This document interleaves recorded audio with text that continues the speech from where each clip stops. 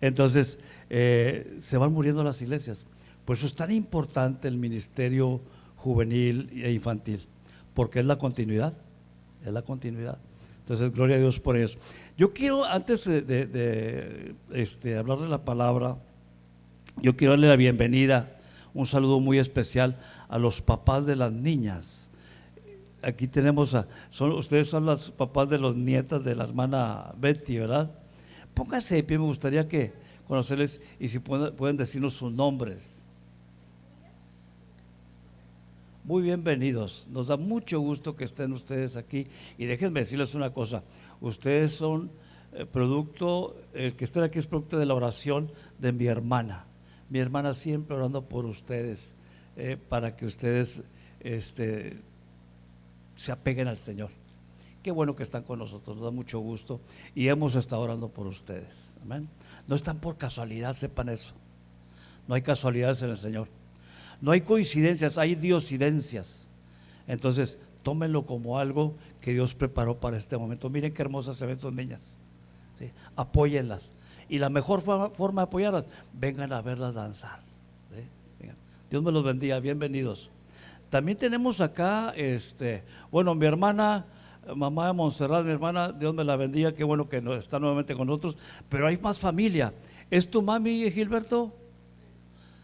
Muy bienvenida, mi hermana. Dios me la bendiga, me da mucho gusto verle. Póngase de pie para que le conozcamos. Díganos su nombre. Claudia. Mira, Clau, tocaya. Qué bueno, nos da mucho gusto que esté con nosotros. Dios me la bendiga. Y qué bueno que nos acompañe. Qué bueno que viene a ver a las niñas. ¿Alguien más por ahí? Entonces, sí, yo me imaginé por la cara. Le dije a Monserrat, oye, esta niña tiene la misma cara todas. Se parece la típica, muy bonitas niñas, igual que todas. Pero qué bueno que nos acompañas. Y ojalá que sigan acompañándonos. Nos daría mucho gusto verles aquí. Y enseguida tenemos a la abuelita. Igual también. La misma fisonomía. ¿Sí? Qué bueno que nos acompañan. Nos da mucho gusto que hayan venido a ver a las niñas y síganlas apoyando, vénganse a escuchar la palabra de Dios. Estamos en tiempos difíciles, ¿sí? Que hace mucha falta la palabra en nuestras vidas. Entonces les invitamos a que nos sigan acompañando. El papá, muy bienvenido, mi hijo, Dios te bendiga, qué bueno que estás con nosotros, amén. Muy bien, vamos a meditar en la palabra entonces, hermanos. Padre, en el nombre de Jesús, te damos honra y gloria y te damos gracias, mi Padre. Primero porque aquí estamos, porque después, mi Dios, de unos momentos de mucha alegría, mucha adoración, mucha alabanza, mi Padre, desde las 6 de la mañana hasta este momento nos hemos gozado. Tu presencia la hemos sentido, mi Dios, en todo su esplendor. Entonces, mi Padre, gracias porque tu palabra se cumple. Dice tu palabra que donde estén 2 o 3 congregados en tu nombre, ahí estarás tú en medio de ellos. Pero Padre, mira cuántos estamos aquí. Entonces tu Espíritu Santo se ha manifestado de una manera preciosa. Y gracias, Padre, gracias porque nos permites alabarte y glorificarte. Y gracias, Padre, por el gobierno que tenemos, que nos permite adorarte con libertad. Gracias, mi Dios. Entonces, mi Padre, nos disponemos a meditar en tu palabra. Yo te pido que sea tu Espíritu Santo el que guíe cada palabra, Señor, que salga de mi boca. Y como bien dice tu palabra, yo deseo con todo mi corazón que sean gratos los dichos de mi boca y la meditación de mi corazón delante de ti. Ninguna palabra corrompida salga de mi boca, únicamente la necesaria para la edificación, Señor, de tus hijos. En el nombre de Jesús. Amén y amén. Miren lo que dice la palabra. El título de esta meditación es resucitó. Esta es la palabra clave hoy, resucitó. Y dice Pablo, si Cristo no hubiera resucitado, seríamos los más dignos de conmiseración. O sea, seríamos los más dignos de que nos tuvieran lástima si Cristo no hubiera resucitado. ¿Por qué? Porque estaríamos adorando algo irreal, estaríamos adorando una mentira. Pero dice, mas Cristo ha resucitado. primicias de los que durmieron es hecho. Entonces, la gran bendición que tenemos los cristianos es que adoramos a un Dios vivo, a un Dios real. Mire que ahorita que fui a dejar a mi nieto, el mediano, lo fui a dejar porque se iba a ir con su papá, me decía, oye Tito, me dicen Tito, oye Tito, ¿y cómo puedo saber que todo esto es real? Le digo, ¿real qué cosa? Dice, sí, ¿qué tal si un día nos encontramos con que Dios no es real, que todo fue mentira? Ahora, yo sé por dónde viene eso, la escuela, y sobre todo en Estados Unidos, la escuela. Le dije, mira, algo muy sencillo, mira todo lo que está a tu alrededor, el cielo, todo lo que ves. ¿Tú crees que eso fue casualidad? Alguien tuvo que haberlo hecho, alguien lo hizo, no se hizo solo, hay un diseño. Mira las mariposas, los colores que tiene. Y estaba un pájaro ahí en una pared, le dije, mira ese pájaro, es muy parecido al real. ¿Tú crees que eso se hizo solo, un pájaro así? Alguien lo diseñó. Quiere decir que hay un Dios. Y en segundo lugar, Leo, el día que tú sientas a Jesús en tu corazón, el día que tú entregues a Jesús tu corazón, entonces te vas a dar cuenta de lo real que es Él. ¿Ven? Entonces aprende que todo alguien lo hizo, pero aprende que cuando Cristo está en tu corazón, entonces vas a decir, sí es cierto, sí es cierto. Y mire que me llevó a un pensamiento, a una anécdota que escuché una vez. Un ateo le decía a una hermana cristiana, le digo, ¿y qué tal si un día muero y me doy cuenta que todo esto fue mentira? Y le dijo la hermana, pues mira, yo prefiero morir y darme cuenta que no fue cierto, a llegar allá y haberme dado cuenta, y sin creer, y darme cuenta que sí era cierto y yo nunca creí. ¿Sí? Entonces yo prefiero eso, la verdad, yo no me la voy a jugar. ¿Sí? Pero algo muy importante, el cristiano siente a Dios en su corazón, siente la presencia de Dios. ¿Sí? Ese vibrar de los cantos cuando hablas de Jesús, eso no es algo emocional solamente. Esa emoción la produce el Espíritu Santo que hay en ti. Cuando tu espíritu se conecta con el Espíritu de Dios, dice Pablo, ¿sí? Y te dice, tú eres hijo mío. Siente, eso se siente. Entonces, cuando se siente eso es porque el Espíritu Santo está ahí. Y el hecho de que el Espíritu Santo esté ahí es garantía, es un sello que dice, tú eres mío y un día estarás conmigo. A ver. Muy bien. Miren lo que dice la palabra de Dios. El primer día de la semana, María Magdalena fue de mañana, siendo aún oscuro, al sepulcro y vio quitada la piedra del sepulcro. Entonces corrió y fue a Simón Pedro y al otro discípulo, aquel al que amaba Jesús, esto es Juan, y les dijo, se han llevado del sepulcro al Señor y no sabemos dónde lo han puesto. Y salieron Pedro y el otro discípulo y fueron al sepulcro. Corrían los dos juntos, pero el otro discípulo corrió más aprisa que Pedro y llegó primero al sepulcro. Unos detalles aquí curiosos, hermano. Uno primero, iban corriendo los dos. El hecho de que Pedro haya llegado después de Juan, eso nos da la idea de que Juan era joven y Pedro ya no se cosía el primer árbol, ¿sí? Entonces ya era más grande Pedro. Entonces se cansó y Juan llegó, pero rapidísimo. Ahora hay una broma que usan que usaban los jóvenes, no sé ahorita, los jóvenes de mi época, que decían, ¿sabes por qué Juan llegó primero que Pedro? Porque Pedro nada más tiene primera.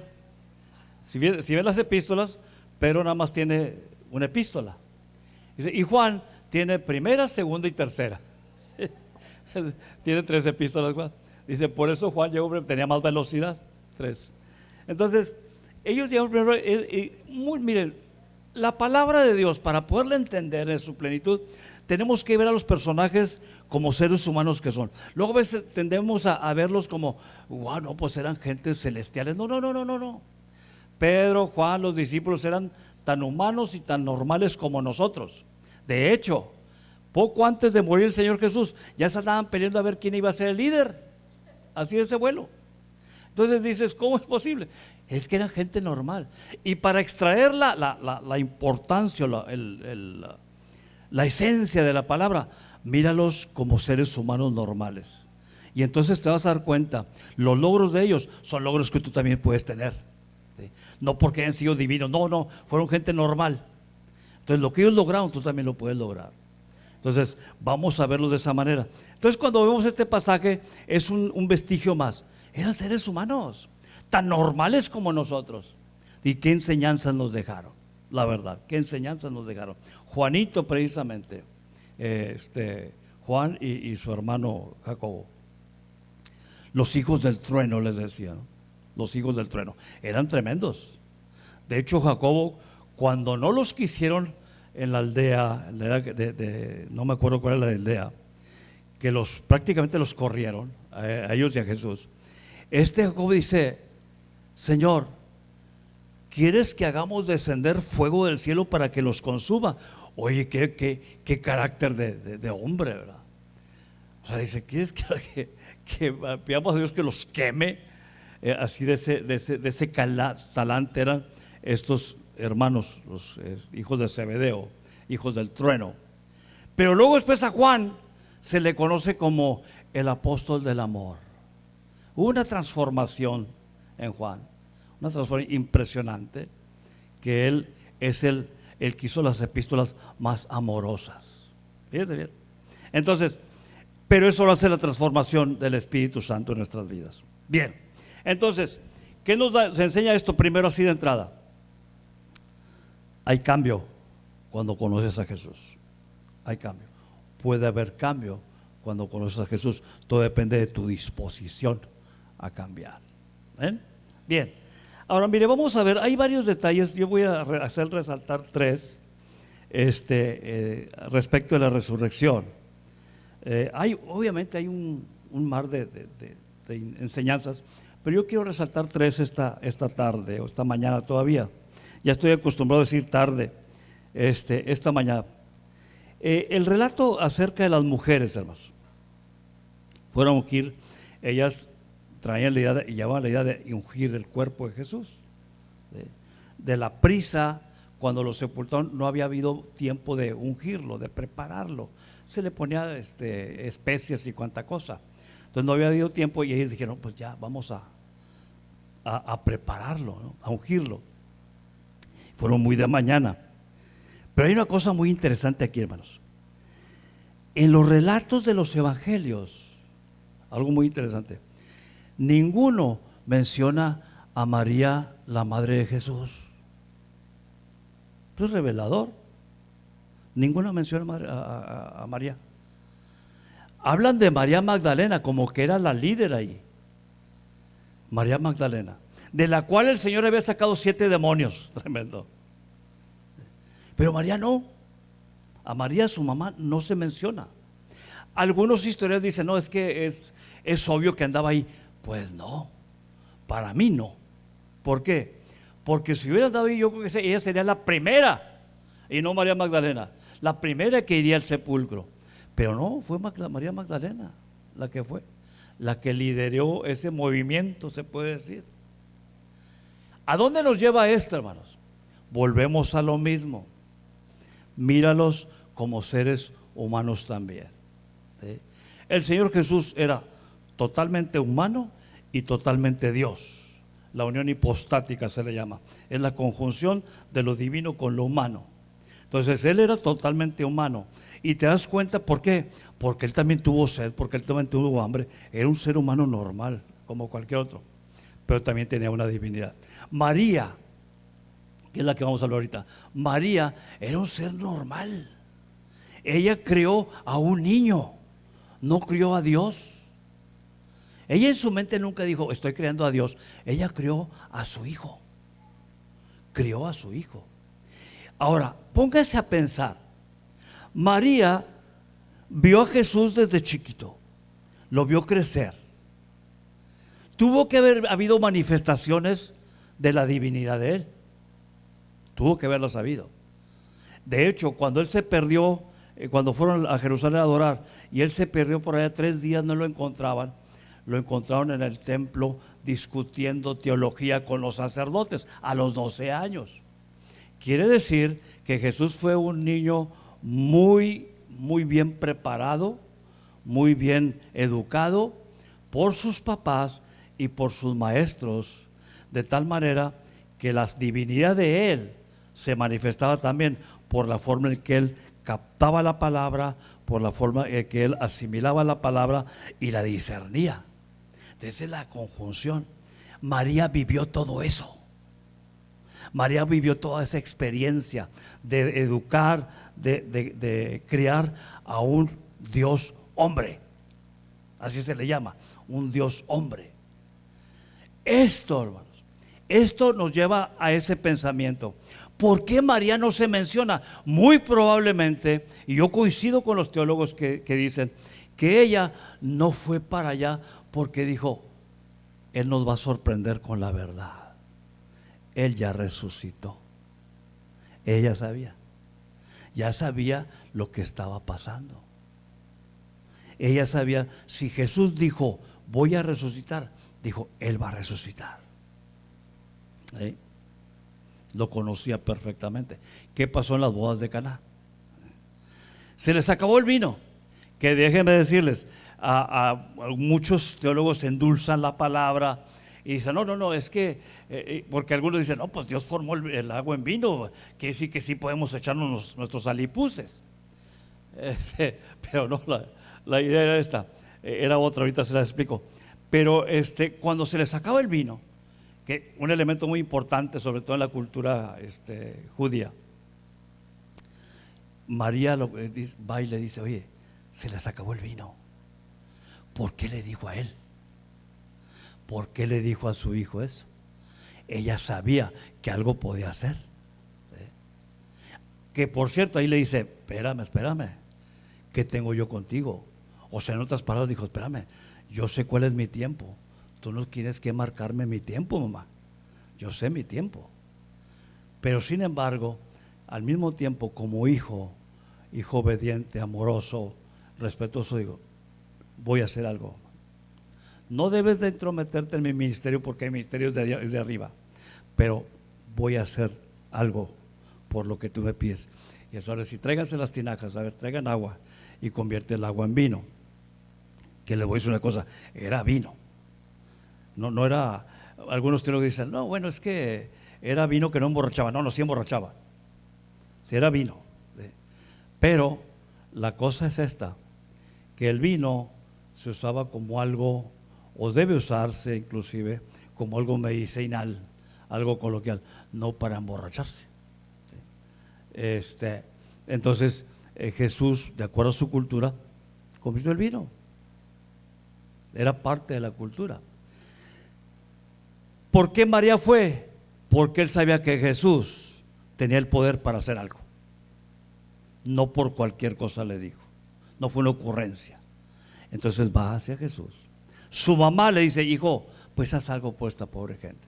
Y se dice que a lo mejor María tenía algo que ver con la familia de los que estaban casándose allí. Bueno, María conocía, sabía que Jesús habría de resucitar primero, porque ella lo crió, ella sabía lo que era capaz de hacer, pero también, hermanos, también, porque lo que Jesús dijo siempre, eso siempre lo cumplió. Fue un hombre de palabra. ¿Por qué? Porque primeramente él era un Dios hombre y él estaba consciente de eso. Pero en segundo lugar, porque ella y José les enseñaron a sus hijos de que la palabra es la palabra.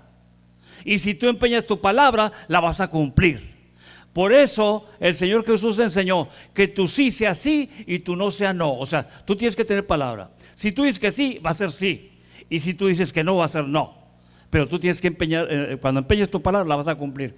Y el único que repite esa enseñanza es Jacobo, Santiago, como le quieran llamar, hermano de Jesús. En la Biblia se registra 2 veces esa enseñanza, que tú sí sea sí y tú no sea no. Y esa la enseñó Jesús y la enseñó su hermano. Quiere decir que esa era una cultura familiar.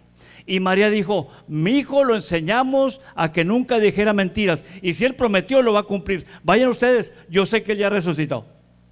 Esa es la actitud de María. Por eso María no aparece. María se quedó, dijo: no, él ya resucitó. Tranquilamente lo aceptó. ¿Sí?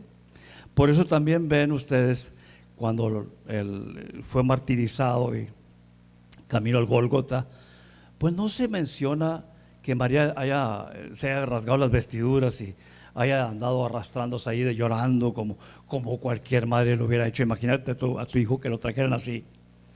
A lo mejor hubieras agarrado a golpes a los centuriones, ¿no? Pero ella tú ves ahí la imagen de María tranquila. Y ella sabía lo que estaba pasando, ya sabía lo que tenía que pasar.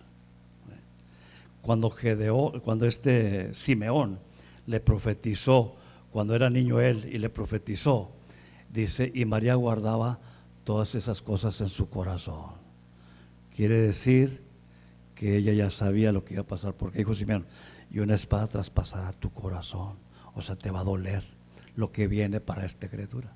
Entonces ella sabía, así como sabía que él iba a morir y cómo iba a morir, también sabía que él iba a resucitar. Por eso yo pienso, pues dijo: vaya, yo sé que él ya está resucitado. A ver, qué seguridad. Y por eso ahora como cristianos, pues debemos tener la seguridad, hermano. Él resucitó. No, ya no está clavado. Así como las figuritas que hay. No, él ya no está clavado. Nosotros tenemos ahí la cruz, un símbolo. Ya no está ahí. Y le falta el letrerito arriba: no está aquí, mas ha resucitado, como dijo. Entonces, María ya sabía todo esto. Bien. Ahora, vamos a ver el otro aspecto que también nos enseña esta palabra, este evento. El segundo evento, hermanos, es algo bien interesante, fíjense. Ahí menciona que llegan los discípulos, Pedro y Juan, y ven un detalle muy interesante. Ven los lienzos, ahí nada más, no estaban los lienzos, pero el sudario, que no es el manto de Turín que se menciona por ahí, que lo tienen por ahí, lo tienen por acá. No, ese sudario no existe. Esa es una invención que se hizo posteriormente y está comprobado que científicamente ese no es el sudario. Es algo que hicieron por ahí después, como tantas cosas. Pero el sudario con que habían tapado su cara estaba enrollado a un lado. Eso es revelador. Estaban los lienzos de él, estaban ahí, pero a un lado estaba, con lo que le habían tapado, estaba ahí enrollado. Cuando ellos llegaron ahí, ¿sí?, ellos entendieron eso. ¿Por qué? Porque en la cultura judía, cuando el maestro, cuando el líder se levantaba de la mesa, estar comiendo, se levantaba de la mesa y ponía su servilleta, vamos a decir, con lo que se limpiaba las manos, la enrollaba o la doblaba y la ponía a un lado y se salía a X cosa. Los sirvientes sabían que el Señor iba a volver, no había terminado, que el amo o lo que sea, él no había terminado de comer, iba a regresar. Cuando los discípulos vieron ese detalle, entendieron el mensaje: no he terminado, voy a regresar. A ver. Y mire que se cumplió. Cuando él se presenta a ellos, estaban en un momento, estaban todos reunidos, los discípulos, y él va y se presenta, o sea, aparece. Un evangelio dice que apareció ahí en medio de ellos. Otro evangelio dice que traspasó la pared, la puerta sin abrirla. Tómelo o véalo, a lo mejor eran dos escenas diferentes, o a lo mejor uno vio una cosa y otro vio la otra. Pero él se presentó ahí. Y para que ellos vieran que era él mismo resucitado y no estaban viendo un fantasma, dijo: ¿no tienen por ahí un sándwich que les haya quedado? ¿No tienen algo de comer? Y comió con ellos. Esto es el cumplimiento de que lo que les dijo ahí. Aquí está el lienzo, yo todavía no termino, vamos a comer otra vez. A ver, y ahí se cumplió. Él se presentó otra vez con ellos. No, su obra no había terminado, todavía faltaba. Y ese fue el mensaje que ellos recibieron ahí, fue el mensaje que les dio. Con el lienzo, el sudario ahí doblado, enrollado, dice la palabra, y otro dice doblado. Pero ahí estaba. Y ellos dijeron, Él está aquí, Él por aquí anda, no ha terminado. A ver, qué enseñanza tan hermosa, ¿no?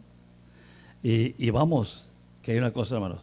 Jesús todavía no termina contigo, todavía no termina conmigo.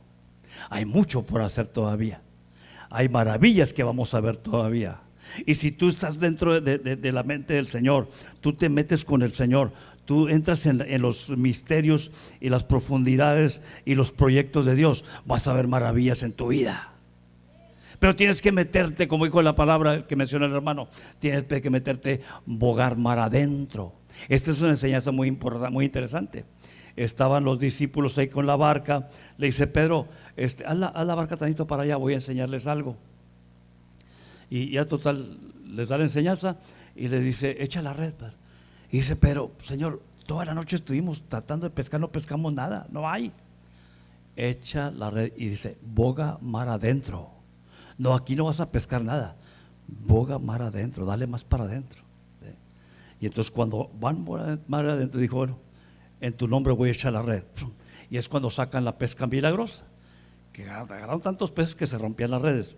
Bueno, déjame decirte una cosa, si tú andas buscando al Señor y andas por las orillitas y sí que no, y andas ¿cómo podríamos decirlo coloquialmente? Nada más cascareando. No, así no vas a entender nada del Señor, ni vas a recibir nada del Señor. Tú tienes que meterte a la profunda en la presencia de Dios. Tú tienes que meterte al corazón de Dios y tienes que abrirle tu corazón para que Él entre y te va a enseñar cosas grandes y ocultas que tú no conoces, dice la palabra. ¿Ven? Cuando tú realmente te metas con el Señor, te metas mar adentro, que bogues mar adentro. Cuando tú entiendas esta palabra y tú recibas al Señor con todo tu corazón, entregues tu corazón a Cristo, busques de Él, lo busques de todo tu corazón, y en tus momentos más críticos digas, Padre, ayúdame, y clames con todo tu corazón. Dice Jeremías, clama a mí y yo te voy a responder y te voy a enseñar cosas grandes y ocultas que tú ni siquiera sabes que existen. Eso se trata, ¿ven? Entonces, boga mar adentro, métete con Dios, abre tu corazón y Dios te va a enseñar cosas que ni siquiera te imaginabas. Amén. Dice la palabra de Dios, y diciendo esto, les mostró las manos y los pies. Y como todavía ellos de gozo no creían y estaban maravillados, les dijo, o sea, lo estaban viendo ya resucitado, ¿tiene aquí algo de comer? Entonces le dieron parte de un pez asado y un panal de miel, y él lo tomó y comió delante de ellos. ¿Saben? El tercer punto y último, hermanos. Pedro y Juan corrieron al sepulcro, ¿te acuerdan? ¿Quiénes fueron los que corrieron? No se menciona que los otros también hayan ido detrás de ellos. Corrió Juan. ¿Quién era Juan? Era el discípulo que más amaba a Jesús y el discípulo que Jesús amaba también. Se piensa que Juan era el más joven de todos, el más joven de todos. Él había dejado su familia por seguir a Jesús. Obviamente él recibió a Jesús como, lo consideró y lo vio como su papá, como su protector, su mentor. Y él llegó a amar tanto al Señor Jesús que en la cena, en la última cena, él estaba recostado en el pecho de Jesús. ¿Sí? Qué hermosa escena esa. Esto habla de amor y Jesús le permitió que estuviera recostado. Que sí que era un chamaco. Y cuando en la Biblia, hermanos, se habla de joven, eran muy chamacos. Déjeme decirle, el promedio de vida, ya una persona de 35 años ya era vieja. ¿Sí? El promedio de vida era 30, 35 años. ¿Sí? O sea que yo ya sería un Matusalén para ese tiempo. ¿Sí? Era el promedio de vida. Quiere decir que este muchacho tendría unos 18 años, 20 cuando mucho. ¿Sí? Entonces, él estaba recostado en la cena del Señor, en la última cena, estaba recostado en Jesús. Y mire que hay otro detalle también allí de pasada, les digo, el Señor Jesús era tan, ¿cómo podemos decirle? tan buena persona, tan tolerante, que incluso Judas estaba chopeando con él, estaba mojando su pan. ¿Y ustedes creen que Jesús no sabía que Judas lo iba a traicionar? Ya sabía. De hecho le dijo, lo que vas a hacer, hazlo de una vez. Él ya sabía. Bueno, así era Jesús, una persona tan amorosa, tan tolerante. ¿Sí? Por cierto, me estoy acordando de una publicación que puso Alfredo, que no sé quién se acuerda de Alfredo, un muchacho que vivía aquí, o sea, asistía con nosotros y se fue a Saltillo, y puso una publicación, dice: les mando muchos besitos a todos, atentamente Judas. Porque el que Judas entregó a Jesús con un beso. Atentamente Judas.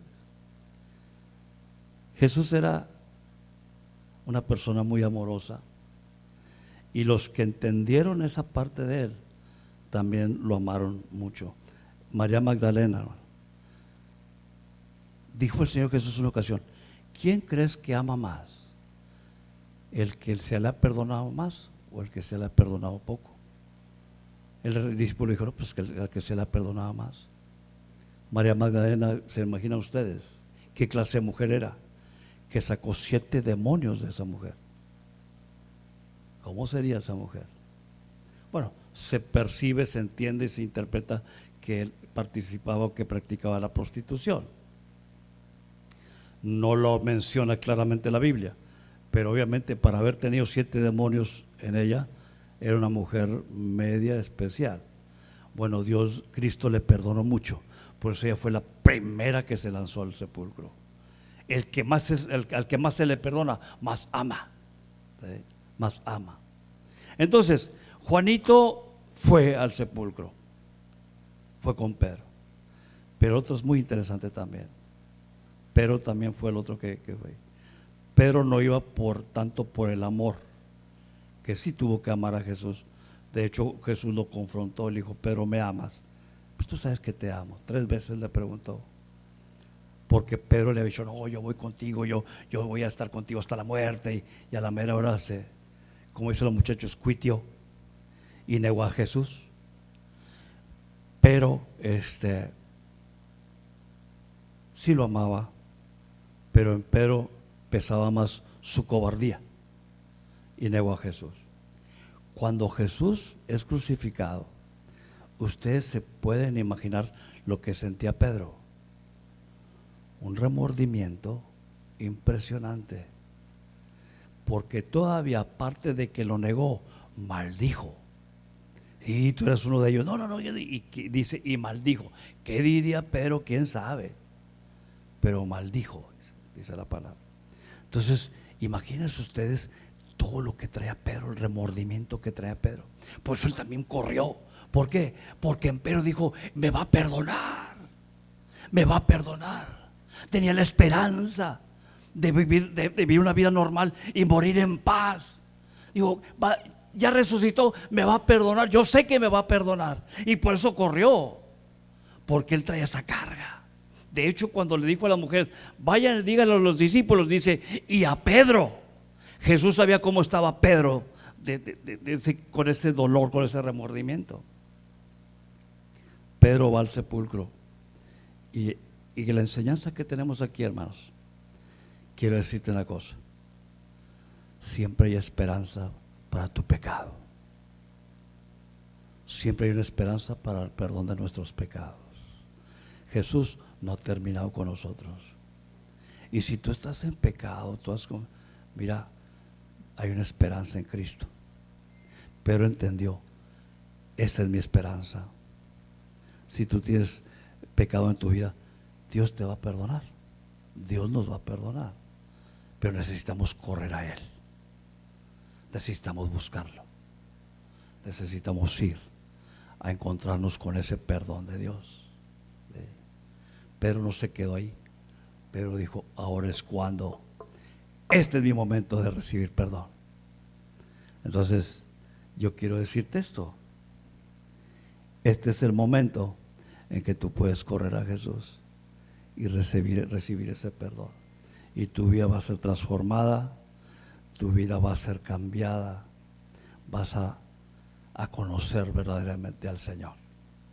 Vas a conocer verdaderamente a Dios.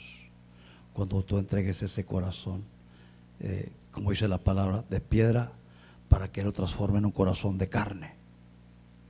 Y Él te va a perdonar y te va a mostrar su misericordia y te va a mostrar las glorias y bendiciones de Dios. Toda la gloria de Dios va a venir a tu vida cuando tú entregas tu corazón a Jesús. Hay una esperanza todavía. Todavía hay esperanza. Mientras estés vivo hay esperanza. Entonces, con esto terminamos. Yo les invito, no sé cómo esté tu corazón. Yo no sé cómo está tu corazón. Pero si tú tienes un pecado en tu vida, cristiano o no cristiano, si tú tienes un pecado en tu vida, hay perdón. Cristo te ofrece su perdón. Cristo te ofrece una vida diferente. Si tú en este momento dices, caray, yo tengo que reconocer que tengo este pecado, soy muy peleonero, soy muy mala persona, me gusta agarrar lo que no es mío, soy muy ofensiva, soy muy ofensivo, me gusta mucho la mentira, no sé cuál sea el pecado que tenga. En este momento Dios te dice, vengan a mí todos los que están trabajados y cargados, yo lo voy a hacer descansar. Y al que a mí vienes, yo no lo echo fuera. Entonces, si tú tienes algo en tu corazón, hermano, y tú quieres decirle, Padre, mira, aquí está mi pecado, aquí está mi problema, recíbelo, cambia mi vida, ¿sí? Él lo puede hacer. Y si tú no has tenido la oportunidad de entregar tu corazón a Jesús, hazlo en este momento. Primero, vas a encontrar, como dice la palabra, vas a encontrar paz en tu corazón. Vas a encontrar paz. Los cristianos tenemos problemas, pero en medio de los problemas tenemos paz, porque Dios nos trae esa paz. Bueno, si tú no conoces al Señor Jesús y tú dices, caray, pues yo quiero conocer esa paz, entrega tu corazón a Jesús y vas a recibir esa paz y vas a entender lo que es la presencia de eso en tu vida. Entonces, entrega tu corazón a Jesús. Si tú en este momento dices, pues yo quisiera intentarlo, haz conmigo una oración que voy a hacer. A lo mejor tú dices, pues yo quisiera, pero no sé cómo hacerlo. Yo te voy a guiar en una oración. Y tú vas a repetir.